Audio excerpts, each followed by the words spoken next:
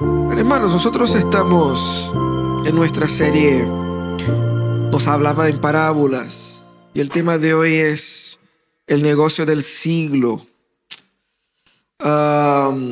¿Ustedes conocen a Ronald Wayne? ¿Ustedes conocen a Ronald Wayne? Ese tipo es una historia fantástica. ¿Saben ustedes quiénes son las personas que están al lado de este hombre que está al medio? Estos tres hombres, en 1 de abril de 1976, fundaron una empresa de tecnología que nosotros conocemos bien, se llama Apple. Steve Jobs, ese que sí está sujetando la computadora, y Steve Wozniak, el que está al otro lado, juntamente con Ronald, fundaron la empresa en 76. Y tanto Steve Jobs como Steve Wozniak, ellos tenían 45% de la empresa, y Ronald, que ocupaba un rol más ejecutivo, no era un hombre un genio de la tecnología como los otros dos, él quedó con 10%. El tema es que Wayne tenía o tuvo un rol muy importante en ese primer momento. Él diseñó el primer logo de Apple ahí en el año 76. Él diseñó también ahí el primer contrato de los socios, el primer manual del Apple I, que fue la primera computadora que ellos elaboraron ahí. Pero pasa que poco tiempo después Wayne quedó afligido porque de los tres, él era el único que tenía algo de dinero. Los otros dos no tenían nada. Y si la empresa iba en quiebra, él con sus 10% respondería obviamente con sus bienes, y por temor y por no creer que la empresa funcionaría, él decide vender 2 semanas después el 10% que él tenía, y él recibió a cambio de eso $800 por esos 10% en la empresa, y un bono de $1,500 para renunciar definitivamente a cualquier derecho. En un total $2,300 él renunció en 1976 por 10% de Apple. Fue un buen negocio, ¿no? Mira, dependiendo del valor de mercado que tenemos hoy día, se estima que hoy día Apple está evaluada en algo como 4 cuatrillones de pesos chilenos. Es probablemente la empresa más valiosa de nuestros días. Si Wayne hubiese esperado y hubiese soportado, ¿qué pasaría con Wayne con sus 10% hoy día? Él tendría aproximadamente $300,000 millones en dinero actual. Él cambió $300,000 millones, lo que vale hoy día, 40 años después, por $2,200. 40 años atrás. ¿Fue un buen negocio o un mal negocio? Pésimo negocio, no voy a decir, ¿no es verdad? Y es interesante porque cuando nosotros pensamos en negocios, en dinero, en el valor de las cosas, pensamos siempre con historias como esa, donde si yo hubiera estado ahí, hubiera hecho distinto. Pero es que a veces no es así.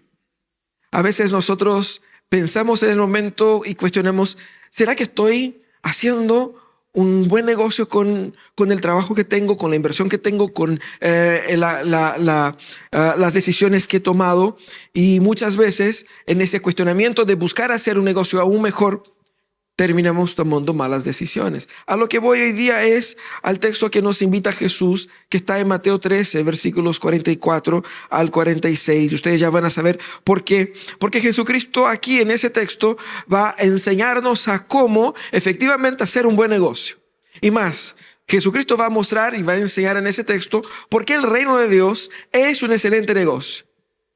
Y cómo Jesucristo nos va a enseñar a no ser Ronald Wayne, a cómo tomar buenas decisiones que efectivamente podrán dar ganancias absurdas en un futuro. Dice el texto, Mateo 13, 44 a 46, el reino de los cielos es como un tesoro escondido en el campo, Cuando un hombre lo descubrió, lo volvió a esconder y lleno de alegría fue y vendió todo lo que tenía y compró ese campo. También se parece el reino de los cielos a un comerciante que andaba buscando perlas finas. Cuando encontró una de gran valor, fue, vendió todo lo que tenía y la compró. Dos parábolas que Jesús nos cuenta ahí todavía en el mensaje de Mateo, el capítulo 13. ¿Y qué es lo que está haciendo Jesús ahí con esas parábolas? Aquí él está hablando a los discípulos solamente.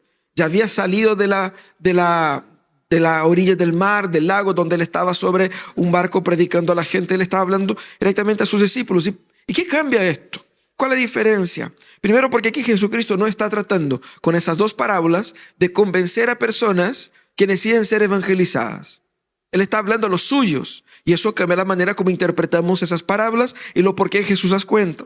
Jesús aquí no está exhortando sobre quién será salvo o no, que era una preocupación que él traía en otras parábolas. Aquí Jesús está recordando a sus discípulos el valor del reino, poniendo en perspectiva todo el costo que ellos estaban experimentando o iban a experimentar del reino, en perspectiva de lo que el reino efectivamente podría traer de resultado. ¿Cómo Jesús hace eso? Jesús cuenta dos parábolas y tenemos que leer esas parábolas como una unidad, porque es muy común también en Mateo, en otros evangelios, pero en las palabras de Jesús, utilizar esa repetición como una estrategia de confirmación. Entonces Jesús utiliza dos parábolas que son muy parecidas, que tienen el mismo objetivo, pero que son en algunos momentos distintas, ¿cierto? ¿Qué tienen en común esas parábolas? Primero, ambas tratan de un tesoro. Ambas cuentan la historia de un tesoro que está oculto o en un lugar desconocido por ellos. Las dos cuentan de un encuentro fortuito, donde un hombre la encuentra enterrada accidentalmente y el otro la encuentra después de mucho buscar. Pero también las dos cuentan que aquellos que encuentran el tesoro se dan cuenta del valor del tesoro, y las dos cuentan que ambos venden todas sus posesiones para adquirir el tan deseado y tan valioso tesoro. Pero hay algunas diferencias. Primero, en la primera parábola hay un hombre que se imagina por la narrativa, por la manera como Jesús lo presenta, que era un hombre sencillo. Él estaba trabajando en el campo.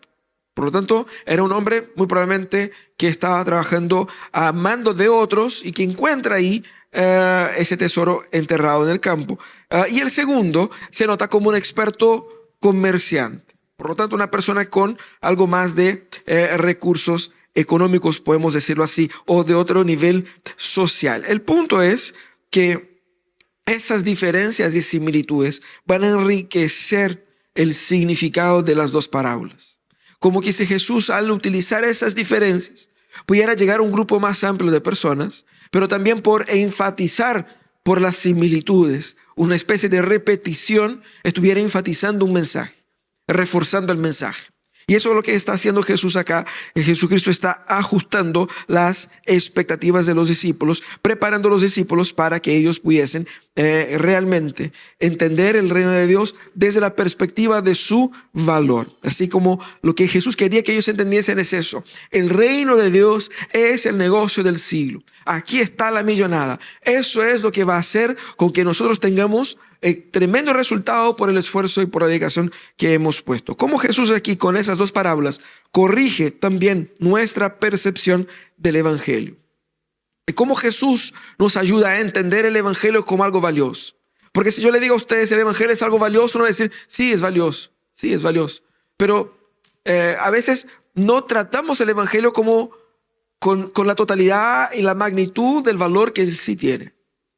Y lo que queremos en esa mañana es despertar nuestros sentidos al real, absoluto valor que tiene el evangelio, para que absortos en esta gran revelación podamos nosotros tener una entrega mayor a este reino y a este evangelio que Jesús nos presenta. Primeramente, Jesucristo lo que hace es presentar el evangelio como un tesoro oculto. ¿Por qué presentar el evangelio como un tesoro que está oculto, escondido en un campo?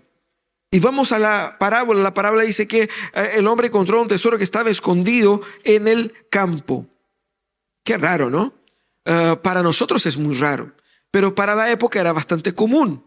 Aquel territorio de Palestina era un territorio donde muchas veces naciones enemigas invadían, conquistaban, y no habían así como bancos o lugares seguros donde uno pudiera efectivamente guardar sus bienes de forma realmente protegida. Entonces muchas veces las personas se enterraban dentro de sus propiedades sus bienes más valiosos, con temor a que no pudiesen ser perdidas o robadas. El tema es que a veces una persona pudiese fallecer o simplemente olvidarse de dónde lo enterró, y el tesoro quedaba ahí oculto. Esa mención, esa narrativa a la memoria colectiva de los discípulos le hacía sentido, porque seguramente en aquella época ellos ya habían escuchado alguna historia de alguien que había enterrado un tesoro y se había olvidado. Pero también habían los mitos, porque era muy difícil que una persona encontrara un tesoro enterrado en el campo. Era difícil. No era fácil. Hay comentaristas que dicen que es 1 en cada 1000 vidas encontraría un tesoro así. Pero estaba dentro del imaginario colectivo y la gente lo imaginaba. Era así como, no era algo descabellado, era algo que podría pasar, o al menos que la gente soñaba. Imagínate que de repente está trabajando en el campo y encontrar un tesoro, así como que no tan común como encontrar un billete en la calle, pero que hoy día con tanta tarjeta la gente ya no anda con tantos billetes, así que más difícil hoy día. El punto es, era casi imposible que alguien encontrara eso. ¿Por qué Jesús compara el evangelio con eso? ¿Querrá Jesús decir que es difícil encontrar o conocer el evangelio? Porque el evangelio está oculto. Está oculto. Porque es Dios quien lo está revelando progresivamente. Y es así. Y de hecho, lo que vemos en la historia es poco a poco el Señor va revelando y va mostrando la magnitud y el tamaño de su verdadero plan para la historia. El pueblo de Israel pensó que había entendido todo, pero delante de ellos estaba la máxima revelación del plan de Dios, Cristo mismo. Lo que vemos en la historia es el Señor revelando progresivamente su plan, su evangelio, su reino, hasta culminar en Cristo, la plena revelación del misterio. Y es tan así que el propio apóstol Pablo va a utilizar esa expresión misterio para la revelación de Cristo. Pero también el reino de Dios es oculto, al menos a nuestros ojos, por nuestra ceguera espiritual, que nos impide apreciar el gran tesoro que tenemos frente a nosotros. Porque por más que Dios se hubiese revelado en Cristo para las personas, Él estaba ahí y la gente no lo estaba viendo. Había un tesoro inmenso. Era el mismísimo Señor de los señores, el Rey de los reyes, aquel que estuvo en la creación y que con sus manos creó al mundo. Él estaba ahí delante de mí y estaba ahí para pagar por mis pecados, y yo no lo veía. Y yo pensaba que era el hijo del fulano que está ahí. Esa ceguera espiritual hacía con que ese gran tesoro permaneciera oculto para esas personas. Pero por lo general nosotros no apreciamos por naturaleza humana el valor real del reino de Dios. Y eso es lo que va a decir Calvino. Calvino va a decir, por lo general establecemos un alto valor en lo que es visible, y por lo tanto la vida nueva y espiritual que se nos extiende en el evangelio es poco estimada por nosotros, porque está oculta y se encuentra en la esperanza. Y es por eso porque muchas veces no valoramos la excelencia del tesoro del reino, porque no se traduce en pesos chilenos, porque no se traduce en cosas que yo puedo comer, vestir, usar, porque mañana igual tendré que trabajar, porque si no, no pago las cuentas. Y decir que el reino es valioso, es riquísimo, es un tesoro inmenso, pero yo sigo siendo pobre, al menos económicamente, para muchos es como decir, bonito, pero sí, como que no me sirve de mucho hoy día. Siguen la misma. Eso es lo que quiere decir Calvino acá. Que muchas veces nosotros no valoramos porque parece que está distante de los ojos y por lo tanto distante del corazón. Así que Cristo aquí confronta a nosotros con esa realidad. Pero aquí Cristo es el tesoro descubierto. Esa es la hermosa ironía de esa parábola. Cristo es el tesoro. Y de hecho, Pablo describe el Evangelio como el misterio que ha sido mantenido oculto por los siglos y por generaciones, pero que ahora se ha manifestado. Esas son las palabras que utiliza el apóstol Pablo. Y al igual que la perla, que también es mencionada en la segunda parábola, Cristo es escrito en Ageo como aquel que es el deseado de las naciones. Y aquí la Reina Valera lo pone así, el deseado de las naciones. Las nuevas traducciones tratan de ponerlo con una frase que genera menos impacto, pero Cristo es el deseado de las naciones. Aquel que iba a entrar al templo, iba a llenar el templo de su gloria. Este es el tesoro revelado, el tesoro que estaba oculto por siglos y ha sido revelado. Aquel descendiente de la mujer que iba a pisar a la cabeza de la serpiente. El hijo de David. No sabíamos su nombre, no sabíamos cuándo iba a llegar, no sabíamos cómo iba a ser. Era la promesa, pero ahora se reveló. Cristo es el tesoro y Cristo es el tesoro revelado. Cristo estaba oculto y ha sido revelado en la historia. Pero ¿cuánto nos cuesta para nosotros hoy día, 2000 años después, darnos cuenta de lo privilegiado que somos, de poder conocer a Cristo, de poder conocer a Jesucristo, de poder verlo con nuestros ojos en las Escrituras? Cuán privilegiados somos nosotros.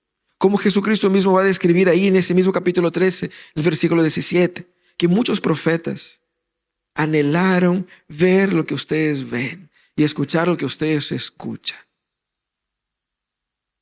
Hermanos, nosotros tenemos que recordar que ese misterio que estaba oculto ha sido revelado. Que ese tesoro que estaba perdido hemos encontrado. Hemos encontrado el negocio del siglo. ¿Eres capaz de ver? Y ese es el punto de inflexión en esa parábola. Porque estos dos hombres que encuentran el tesoro, es por su percepción de que el tesoro es tesoro, que la parábola tiene sentido. Y Jesucristo nos conduce a la segunda parte, mostrando el Evangelio como un tesoro de un valor incalculable. Mira qué interesante. La primera parábola dice que el hombre encontró el tesoro. ¿Y qué hace ese hombre? Lo enterró de nuevo, volvió a esconderlo, se fue, vendió todo lo que tenía y feliz regresó para comprar el campo. ¿Por qué hizo eso? Porque él simplemente no se lo llevó. Aquí Jesucristo estaba solucionando un tema práctico para no caer en una ilegalidad. Si el hombre encontrara el tesoro y dijera al dueño del campo: mire, encontré un tesoro. ¿De quién era el tesoro? Del dueño del campo, no de él. Jesucristo estaba describiendo la figura de una persona que era una persona común y corriente, un trabajador que trabajaba en un campo ajeno. Pero si ese hombre comprara ese campo, todo lo que estaba enterrado en ese campo pasaría a pertenecer a él. Entonces el hombre, consciente de que aunque vendiera todas sus cosas para comprar ese campo, él iba a encontrar en ese campo un tesoro que valía mucho más, quizás que el propio campo o quizás que todas sus cosas. Por lo tanto, valía mucho la pena.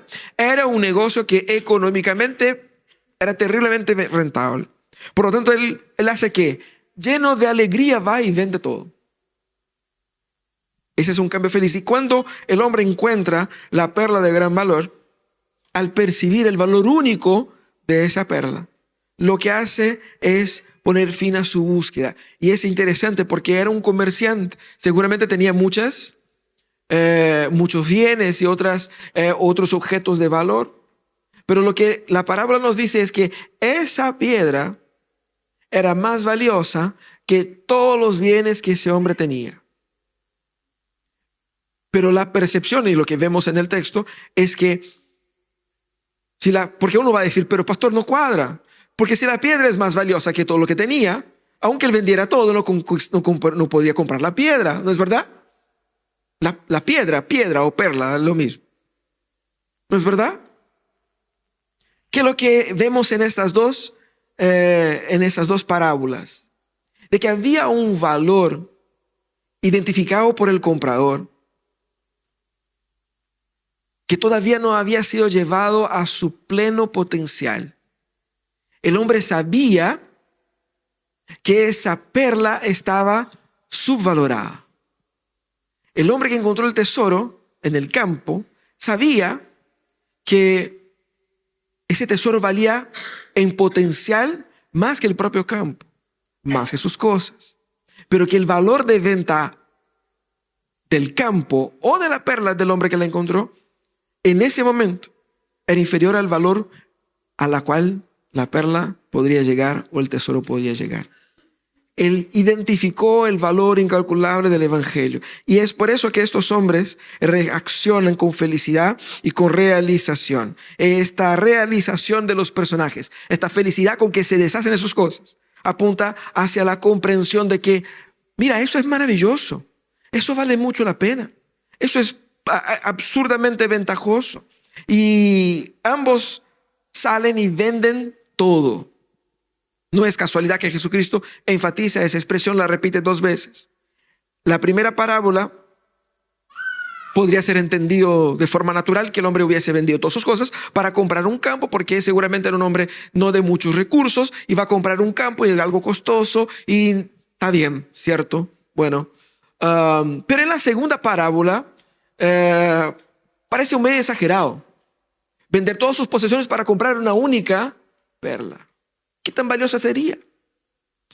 Jesucristo no describe el tamaño de la riqueza de esos personajes, pero sí describe que ambos tomaron una decisión totalmente abrupta y completa. No es que ellos vendieron la mayor parte, ellos vendieron lo que tenía más valor o tomaron préstamo. No, el punto aquí es que ellos se deshicieron de todo para poder acceder al privilegio de poder comprar esos bienes. En ambos casos, esa decisión es explícitamente totalitaria. El tesoro valía más que todo y dejar todo por el tesoro valía la pena, porque todo lo que él tenía era inferior al valor depositado en estos tesoros. Ahora, Cristo lo que enfatiza aquí es que no es posible acceder al tesoro inmenso, absoluto del reino sin deshacerse de todo.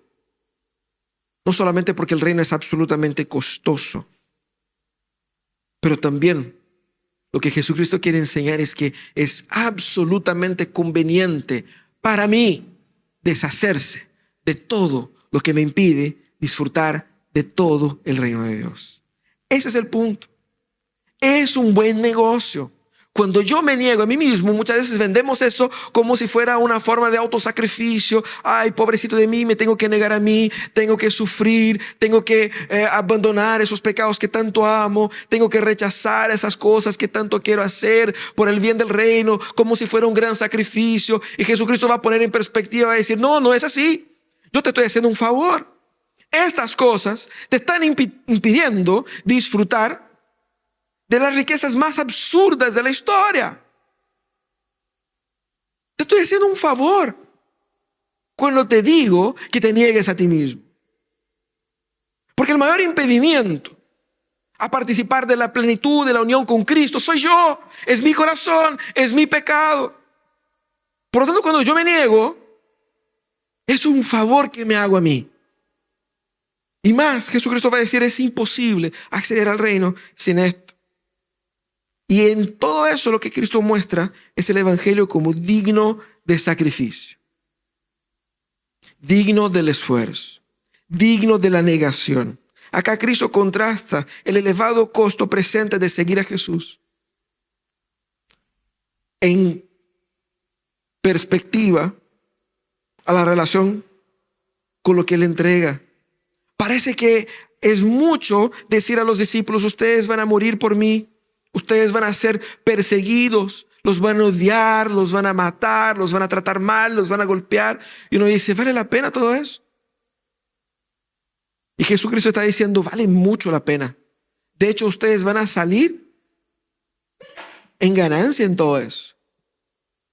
Compensa muchísimo, porque lo que el reino entrega tiene un valor incalculable. Y casi más de uno va a decir, sí, tiene un valor incalculable, pero es como que son monedas que yo no puedo utilizar en el sistema bancario actual. Entonces todavía queda esa sensación de una utopía, de una cosa así como ajena, una cosa que está ajeno a mí. Es así como un sueño futuro de las nubes, del cielo, como que no se traduce ahora. Y eso es mentira. Jesucristo mismo dijo, cuando Pedro preguntó: Señor, ¿y nosotros que hemos dejado todo para seguirte? Jesucristo dijo: nadie que haya dejado padre, madre, hijo, viene, qué sé yo, no dejará de recibir en ese mismo tiempo presente padres, madres, hijos, campos, terrenos, pero también con persecución. El reino es valioso ya hoy día. El punto aquí es: ¿soy yo capaz de identificar el valor del reino? Tengo el ojo del comerciante para identificar que aquella piedra, que aquella perla es así de valiosa. Tengo ojo para identificar como el hombre que encontró un tesoro en el campo, que de repente podía ser una caja, podía ser qué sé yo, de identificar que aquel bien era así de valioso. Eso es lo que Cristo nos exhorta acá. Pablo explica eso en Filipenses de una manera muy gráfica, diciendo lo siguiente: sin embargo, todo aquello que para mí era ganancia, ahora lo considero pérdida por causa de Cristo. Es más, todo lo considero pérdida por razón del incomparable valor de conocer a Cristo Jesús, mi Señor. Por Él lo he perdido todo y tengo todo por estiércol a fin de ganar a Cristo. Si Cristo no es valioso a ese punto, Cristo no vale nada. El problema nuestro es que muchas veces nosotros preguntamos: Señor, ¿cuál es el mínimo que tengo que hacer para no ir al infierno? ¿Cuál es el límite? A veces cuando preguntamos si como creyente uno puede hacer esto o aquello, lo preguntamos no porque tenemos dudas, sino que porque queremos estar en el límite, en el margen. ¿Qué tan pecador puedo ser y aún así ser salvado? Y esa pregunta revela un corazón que no ha sido rendido a la magnitud de la riqueza del Evangelio. Porque aquel que ha entendido el Evangelio no quiere vivir al límite, quiere el máximo del reino. Juan Calvino va a decir lo siguiente: el Evangelio no recibe de nosotros el respeto que merece, a menos que lo prefiramos a todas las riquezas, placeres, honores y ventajas del mundo, y hasta tal punto que estemos satisfechos con las bendiciones espirituales que promete y dejemos de lado todo lo que nos impida de disfrutar. Lo que el Señor espera de nosotros es que al encontrar ese tesoro se active en nosotros este hiperfoco del reino de Dios, donde nada más importa. Solo eso, solo Él. Ahí está el tesoro. Ahí está. Esto es. ¿Dónde está tu tesoro? ¿Dónde está tu tesoro? En el capítulo 6, Jesús ya dijo a sus discípulos: donde esté tu tesoro, allí estará también tu corazón. Fíjate que darse cuenta de que el Evangelio es mucho más valioso de lo que yo imagino, incluso mucho más valioso que mi propia vida, mucho más valioso que los bienes que tengo, mucho más valioso que los planes que pueda hacer, que el Evangelio supera en valor, en importancia, en relevancia, más de lo que yo imagino. Cambia la manera como lo vivo. Cambia la manera como entiendo cómo funciona mi relación con Dios. Porque ahí me doy cuenta que ese es un negocio. Yo estoy en ventaja. El Señor me ha dado un tremendo privilegio de disfrutar de Él, de su presencia y más, y hay más. Porque aquel que creó todas las cosas es aquel que me suple, aquel que me cuida, aquel que me guía, aquel que me protege, aquel que nunca falla. Porque todos mis amigos me han fallado, pero Cristo no me va a fallar. Todos mis amigos me han abandonado, pero Cristo no me va a abandonar. Puedo perder todo. Como vimos en Venezuela, un terremoto te puede quitar todo.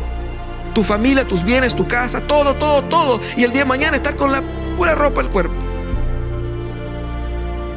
Y terminar quizás como Job, que ni siquiera la salud tenía. Pero incluso Job pudo decir, yo sé que mi Redentor vive. Porque aunque me quiten todo, nadie me puede quitar a Cristo. Porque no fui yo que lo conquisté, fue Él que me conquistó a mí. Nada nos puede separar del amor de Dios que está en Cristo Jesús. Ese es nuestro tesoro. Por lo tanto, ¿dónde está tu tesoro? Cristo nos llama a negarnos, a negarse a sí mismo, pero no a regañadientes. No así como, pucha, qué pena, qué lata que tengo que hacer esto.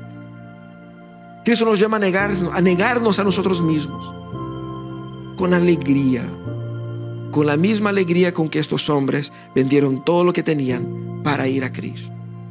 Con la misma alegría de Zaqueo. ¿Qué dijo Jesús? Jesús, no me tenía que pedir nada. Yo mismo, la mitad de mis bienes doy a los pobres, y si he defraudado a alguien lo devuelvo. Porque yo no quiero que mi dinero sea un impedimento para el tesoro que te tengo en ti. Eso es lo que el Señor quiere de nosotros. Esa es la respuesta que el Señor quiere de nosotros. Pero qué triste es la vida de la persona que, teniendo el tesoro inmenso de Cristo delante de sí, delante de sus ojos, es incapaz de discernir su valor y apreciar su grandeza y buscar alegrarse en ese tesoro que tenemos, en vez de seguir en la vida de miseria y de pecado. Que el Señor nos dé de su gracia, que el Señor nos ayude a tener corazones sedientos por la riqueza del tesoro que encontramos en Jesús. Cierra tus ojos.